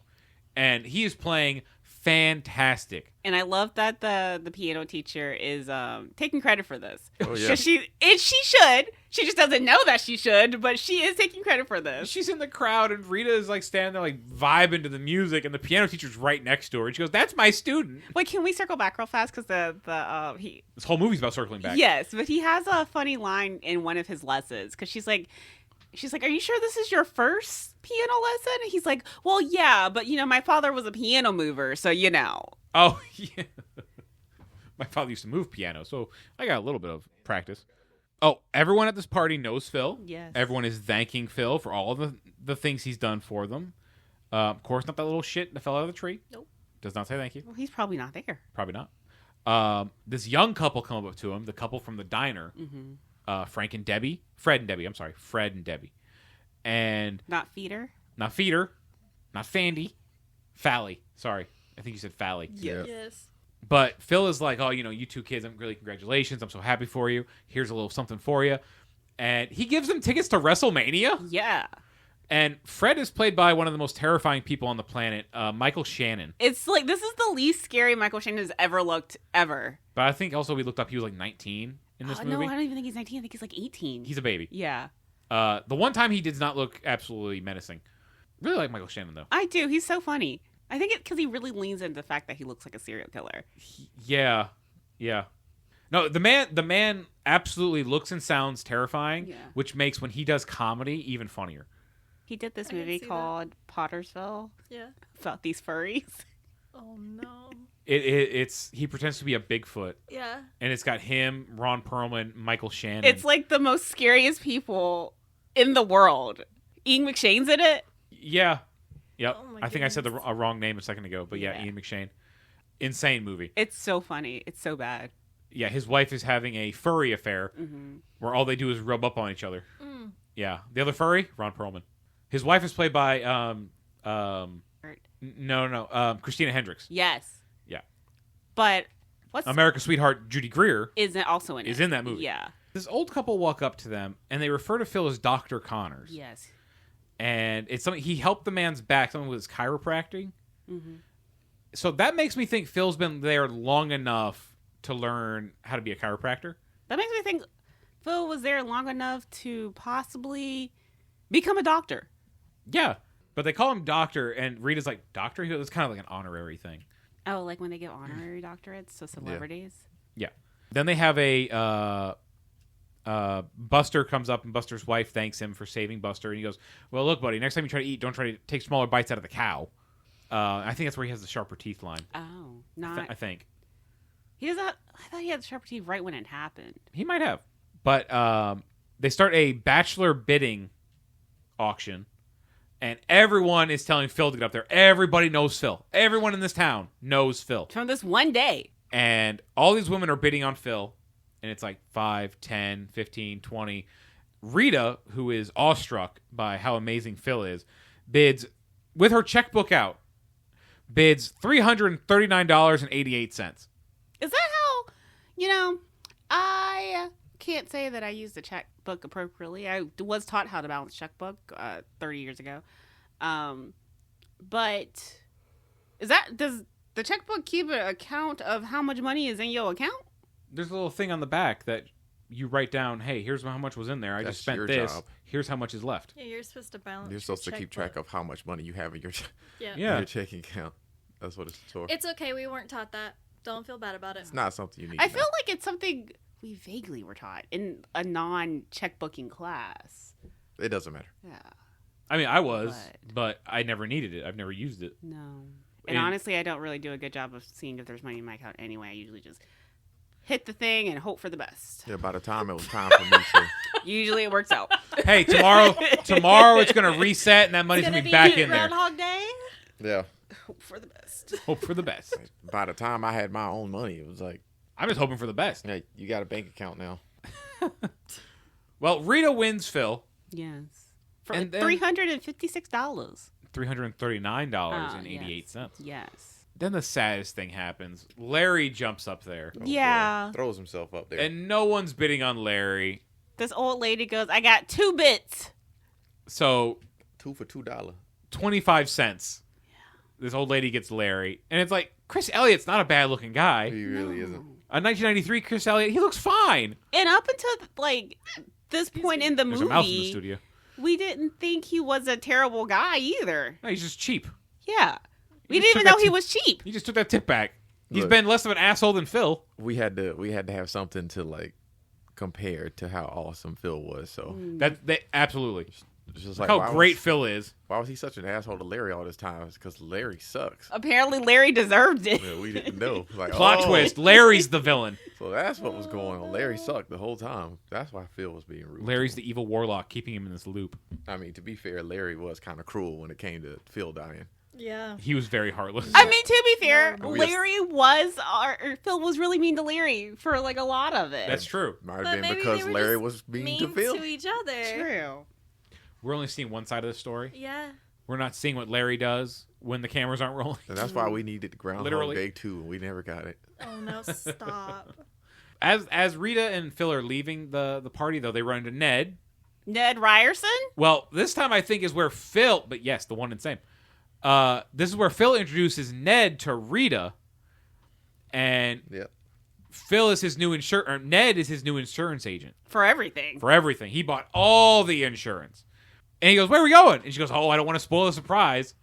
And he just has this really obnoxious laugh when they walk away. He's kind of like, "Oh, oh, oh."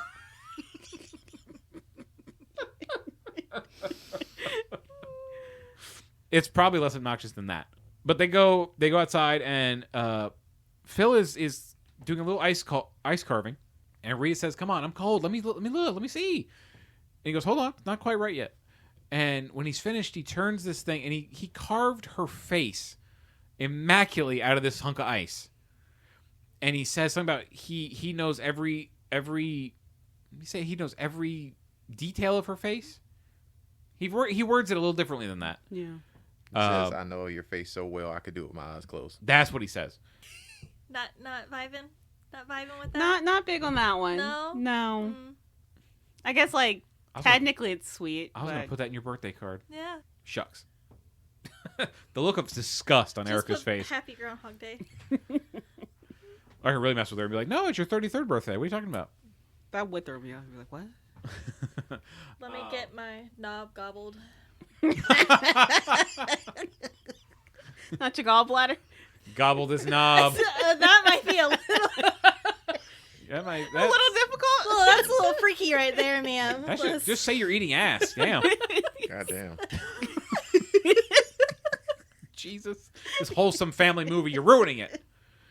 No, it was not wholesome. Not at all. It was a little bit But- wholesome. And sometimes. But Phil basically tells Rita, like, look, he's happy, he's content, he had a good day, and she says she's actually having a good day too. She's enjoying spent all this time she's gotten to spend with him, and he says something about, look, if there's one thing I know, I'm happy, and I love you. And this time she is okay with it. Like, the first time he said it, she was like, oh, this is just a bit. He's trying to pull one over on me. But this time, she's like, wow, everyone in town really likes this guy. He said he loves me. I guess I can roll with that. Right. Both of you just did that. Nope. But also here, I think this is where they Rita says she's happy too. Mm-hmm. It starts to snow, and they kiss. And they walk away together, and the scene fades to black. And the next scene opens up, 6 a.m. again. Sonny and Cher's playing again. Phil opens his eyes, as he has every single time. But this time, Rita's arm reaches over him and shuts the alarm clock off. And I think he pinches her. yeah. Yep. He pinches her. He's trying to make sure he's awake. Yeah. And he goes, something's different. She goes, something bad? He goes, anything different is good. But he goes, why are you still here? She goes, I bought you. I own you. It's like, you asked me to stay, so I stayed. I can't even make a dog stay. But he tells me, he's like, I'm going to go check something out. You stay here. Stay. And he looks outside, and it's finally snowed. I think all the like tourists are gone. It's finally February 3rd. Mm-hmm. He's really excited. She's confused. She's a little confused, but they're being very lovey-dovey here in this moment. They go outside, and Phil's like, oh, this is beautiful. And as we were watching this the first time, I was like, don't say you want to live here. Don't say you want to live here. He immediately says it. He goes, we should move here. We'll rent to start out. I feel like at this point, though, he's like 2 seconds from being able to run for mayor and become mayor. He would win. Yeah, in a landslide. He should do that. That would be great. And I feel like he would get the adoration that he would want if he also became the weatherman of this town. What are we doing right now? Predicting his life. We're writing Groundhog Day 2. Yes. Oh, are we? Yeah. We're writing it right now, 32 years later. I got you, Bill Murray.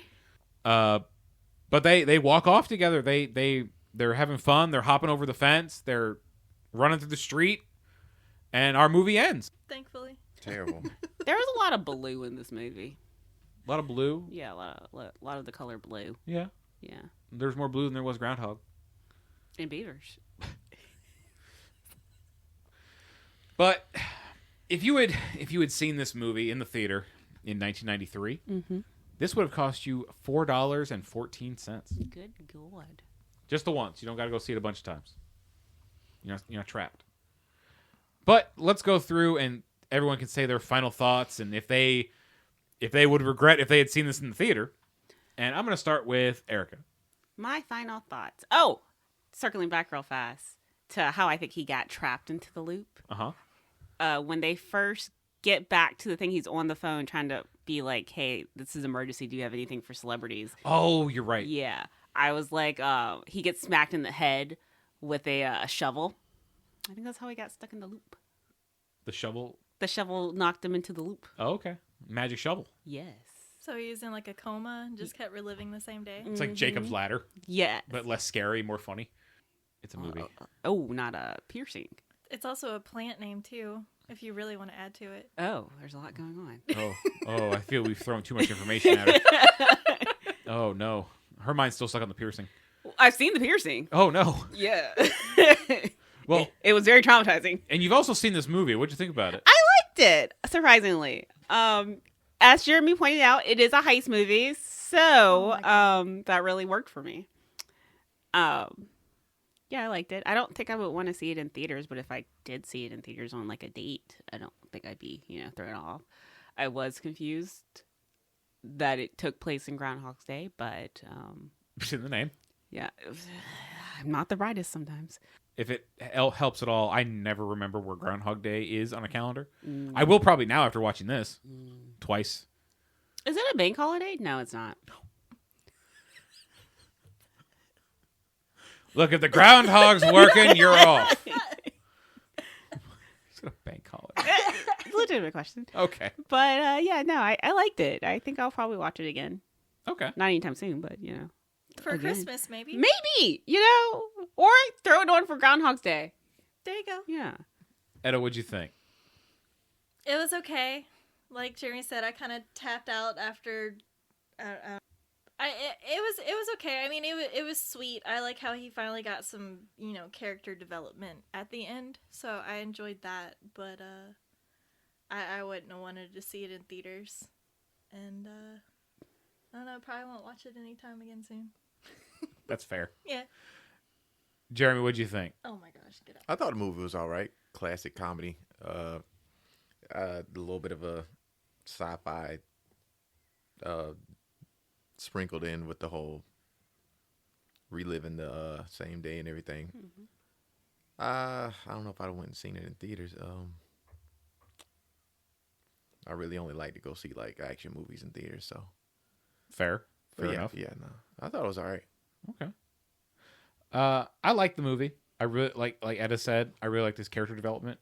He starts off this movie as such a prick, and by the end of it, he's a genuinely good, caring guy through decades of madness, it seems. It was fun. It was funny. It felt very 90s. There are things in there that I saw that I hadn't seen in like years. Smoking inside a restaurant. Yeah, or like logos where I was like, oh, that was the Pabst beer logo. Mm-hmm.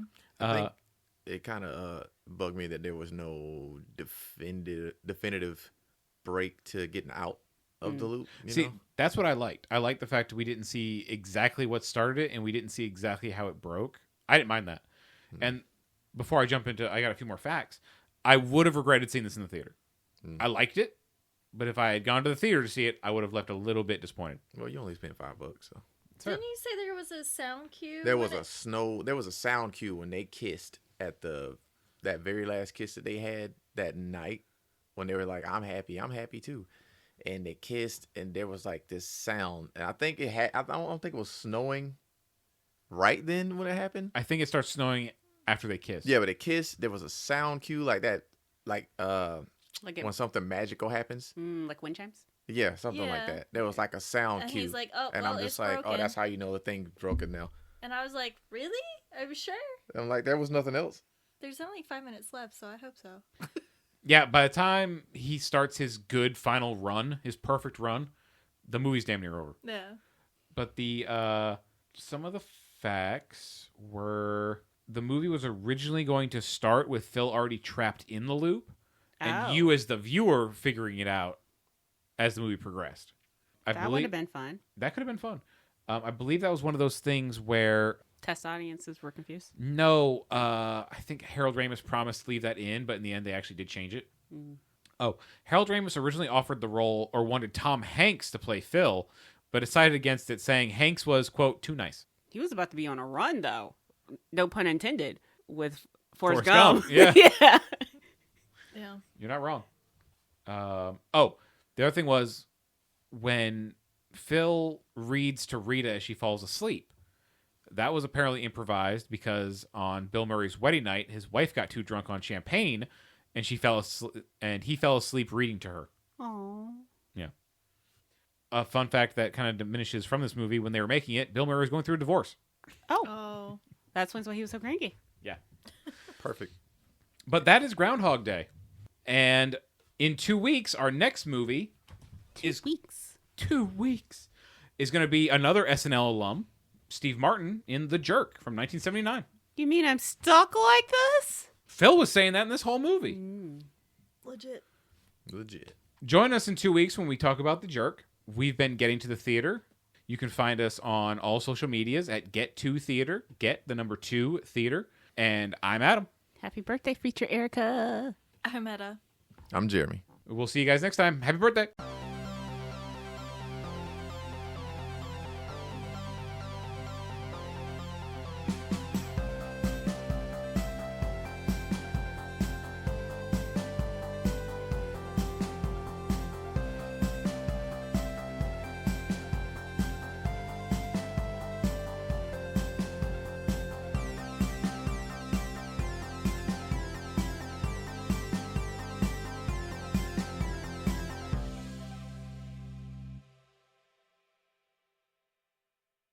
On today's episode, well, guys, we better hurry up if we're going to get ahead of the weather.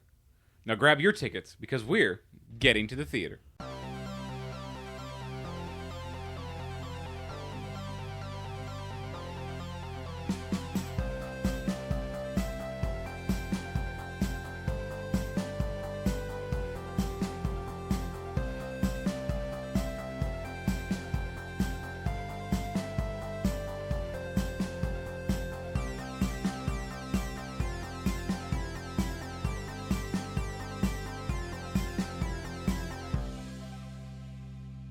Hi there, everybody. Welcome to Getting to the Theater. I'm Adam. I'm Erica. I'm Etta. I'm Jeremy.